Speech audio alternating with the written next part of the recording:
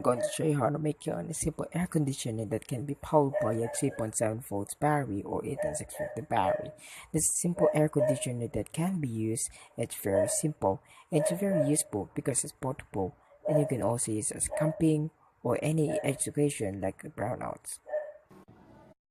Coming from my bench to the workbench, so I'm going to find a simple power supply. Now, first thing to the good luck I got found was this very small power supply. This power supply is very old and simple hole inside. So this is actually my power supply.